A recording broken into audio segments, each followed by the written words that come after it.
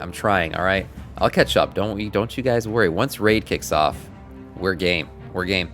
So let's check out some news. Really minor stuff. Not much going on in the game besides the fact that raid is just around the corner.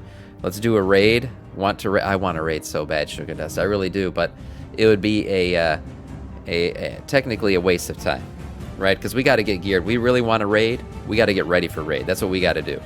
So unique, easy to get a chest transmog in the Dragon Isles. So I was looking at this real quick. This is a very cool little piece of gear here. So if you haven't seen this yet, this is a secret piece of transmog that you don't really have to do anything to get besides discover it.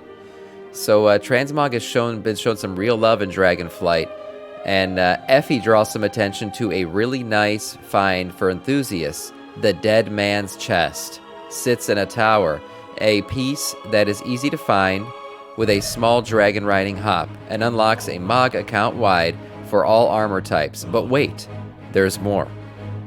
If you then go back and get the piece on a different armor type, that Mog is open account wide for all armor types. So from one find for your visit, you will get 4 looks, and these are the 4 looks. And honestly, these are really nice. I mean, there's some really cool, there's a lot of layers to these, and this is where it is. So in the Waking Shore at 6946, those are the coordinates, you will find what is known as the Dead Man's Chest. So check this out. It's literally 2 dead skeletons, and then there's the chest. You walk to those coordinates and you click on the chest, and you will get this very cool transmog. And I have to admit, like I said earlier, this is a cool transmog. Look at that. Look at the 3D assets on these. Some pretty cool stuff. 69, nice. Yeah, of course. Of course. We gotta make sure we keep the 69 alive. Yeah, so again, I mean, look at these. Can I click these? No, but I can zoom in on them right here. Look at these transmogs. Like I said, well layered, nice. I mean, these could have been fucking drops in a raid for all I know. They look that detailed. Very cool stuff. Something that I would suggest, hey, just go run and grab it. 3D assets. Yeah, man, that's what I'm saying. 3D assets. That's what matters. That's what matters. Yeah, they look pretty good. I totally agree. And one thing they've been doing in Dragonflight a lot, I'm going to lower the music real quick. One thing they've been doing in Dragonflight a lot is putting a lot of secret stuff, discoverable things, and that probably has to do with the fact that we're dragon riding all over the Dragon Isles, right? So we're reaching crazy elevations, doing crazy stuff. They're putting a lot of little secret, cookies out there for us to find and get, and it's been really enjoyable to see what people are finding. So the only other real piece of news... Have you ever wanted to reach Gladiator and want BP? Maybe complete a Mythic raid? Or actually attempt to collect all the things in World of Warcraft, you absolute madman? Well, when it comes to taking on big goals, we need energy levels that match the mission. Neurogum Energy and Focus is specially formulated with natural caffeine, L-theanine, and B vitamins to sustain the mental endurance necessary to stay focused on your goals. And if you're trying to actually collect everything in World of Warcraft, I would suggest the bulk bag. Head to the link below, which will take you to getneuro.com, and use the code SAM10 at checkout for 10% off your purchase. Special thanks to Neurogum for sponsoring this video. That's what we need. We need some Neurogum. That's what it is. That's what it is. That's what we're missing. We're missing the Neurogum buff. That kill was brought to you by Neurogum.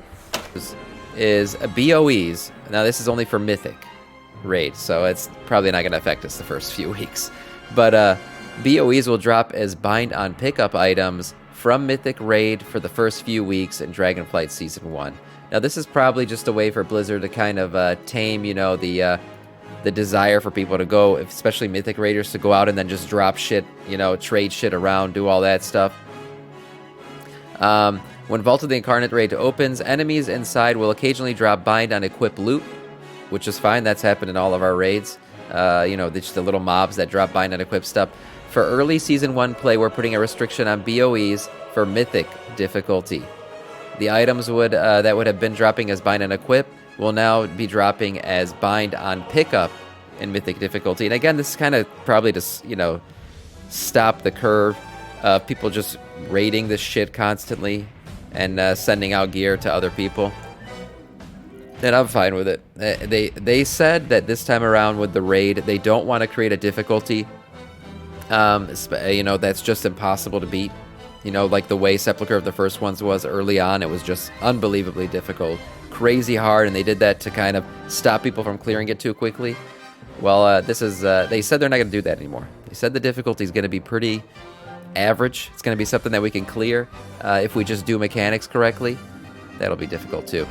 But this is probably just another way that they're going to try to limit the, you know, the progression in the raid being done incorrectly. They just want people to learn mechanics and do them. They don't want people to just be funneling gear around to others. So there you go. Last tidbit here. Mechanics? Nah. Yeah, exactly. Watch your feet. Yeah, and don't break that square CC, right, Achilles?